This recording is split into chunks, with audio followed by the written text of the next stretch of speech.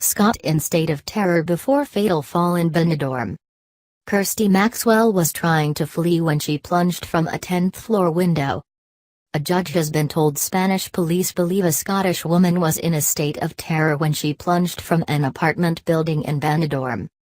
Ricky Gammon, 31, Anthony Holhouse, 34, Callum Northridge, 27, and 32-year-old Daniel Bailey appeared at the resort's Palau Justicia on Wednesday when they denied any involvement in Kirsty Maxwell's death. In court, officers were quoted saying Ms. Maxwell's actions were comparable to someone trying to flee from a burning building. Lawyers representing her family claim the 26-year-old tried to escape from the men in the apartment when she fell from the 10th floor. The contents of a police report on Kirsty's death were revealed as the men, from Nottinghamshire, were questioned.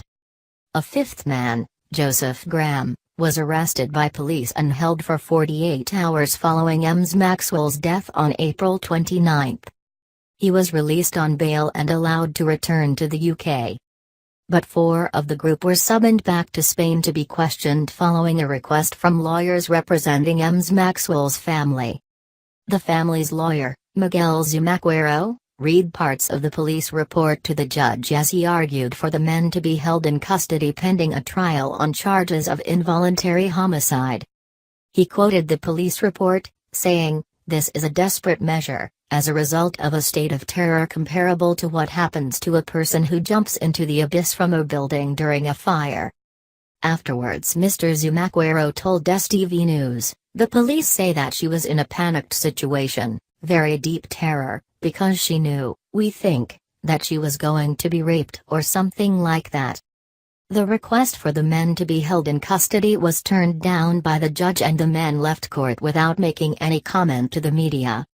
Roberto Sanchez, the lawyer representing the 4 men, told the judge that Kirsty had died as a result of an accident.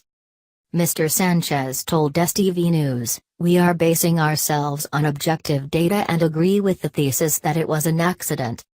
There might be things that have no explanation. I know the family is looking for answers, but sometimes things happen that have no explanation at all." Mr. Sanchez said there was no sign that Ms. Maxwell had been subjected to violence. The 5 were big men, he said, who could have kept Ms. Maxwell in the flat had they wished. He expressed surprise at the allegation of a sexual assault and claimed that the judge was leaning towards his argument that Ms. Maxwell's death had been accidental. The case remains open and the men are still under investigation. Mr. Zumaquero said he hoped to bring forward new evidence from witnesses which would prove Ms. Maxwell had been the victim of a crime. Ms. Maxwell, who married husband Adam in September, was part of a group of more than 20 women who had traveled to the resort for a hen weekend.